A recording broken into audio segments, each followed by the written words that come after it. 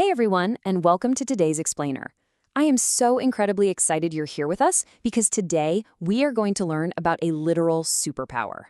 And no, I'm not talking about flying or turning invisible or shooting lasers from your eyes. I'm talking about a secret power that can completely change the vibe in your classroom, out on the playground, and even right inside your own home. We're going to dive into some amazing insights from a really fascinating piece of writing called Love's Fragrant Outreach, and we're going to see exactly how this superpower works. You ready? Let's jump right in. Okay, let's start with a bit of a riddle. What do a warm sunbeam and a smashed perfume bottle have in common? I mean, think about it for a second. It sounds completely random, doesn't it? One is made of literal light from millions of miles away in space, and the other is a little glass jar full of nice-smelling liquid right here on Earth. How could those two things possibly be connected? Well, hold on to that thought. I promise you, by the end of our explainer today, the really surprising answer to this riddle is going to make perfect sense. And honestly, it might just change how you treat every single person around you. All right, Section 1, Love is for Everyone, and why cliques actually miss out on the best part. You know how sometimes at school people form those tight little groups, like the cliques? They're super nice to their absolute best friends, but they kind of, well, ignore everyone else.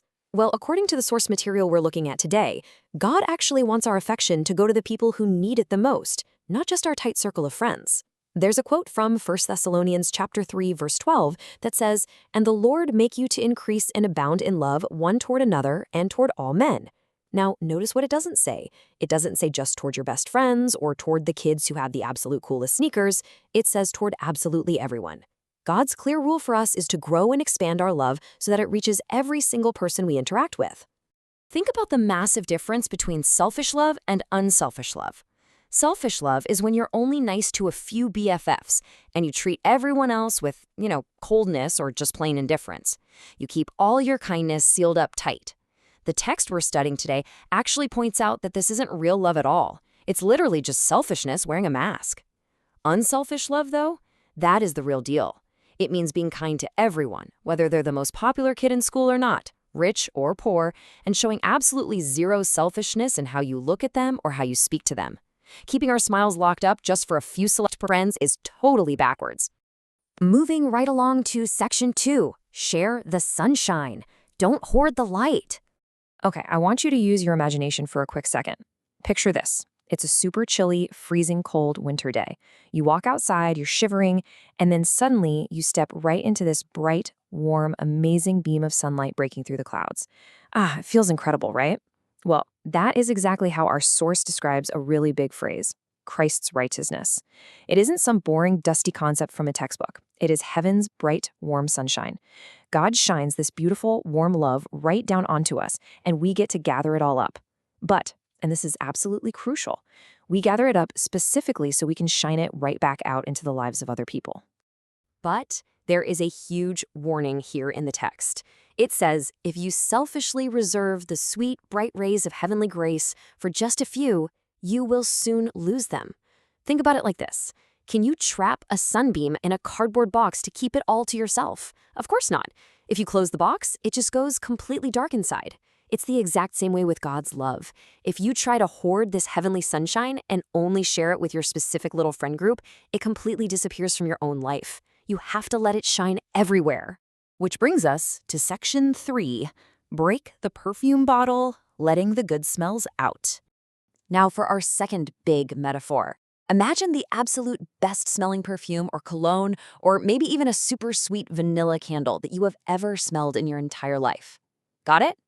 Okay, our love shouldn't be like a sealed jar hidden away in a drawer just for quote-unquote special people. Instead, the reading tells us, our love is not to be sealed up for special ones. Break the bottle and the fragrance will fill the house. I mean, imagine having the most amazing smelling perfume in the entire world, but you keep the lid screwed on super tight so nobody else ever gets to enjoy it. That's crazy. We need to pop the lid off or even break the bottle so that the sweet smell reaches every single person in the room. But how do we actually do this in real life? Our source text talks about people who have what it calls soul hunger. Sometimes there are classmates at your school, maybe kids sitting all alone in the cafeteria, who are secretly hiding a really deep hunger in their souls just for a friend. They just want to feel noticed. So how do we help them? We speak a tender word, or we share a kind remembrance, which really just means doing something simple like remembering their name or asking how their weekend was.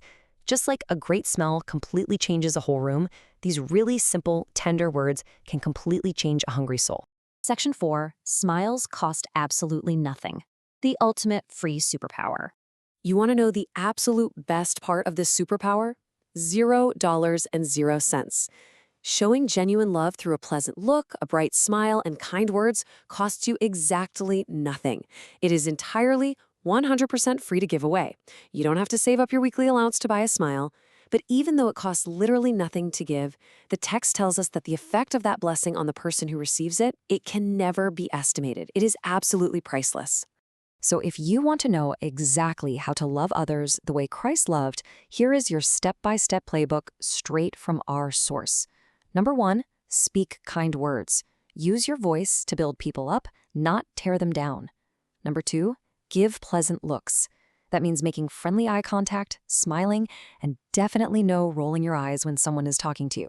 And finally, number 3, do this always. Not just when you happen to feel like it, and not just when you're hanging out with your best friends. Everywhere, all the time. And finally, Section 5, growing a heavenly love. A love that actually gets bigger the more you use it. When you start living like this, sharing your sunshine, opening up that perfume bottle of your kindness, and just smiling freely, it creates this incredibly pure atmosphere around you.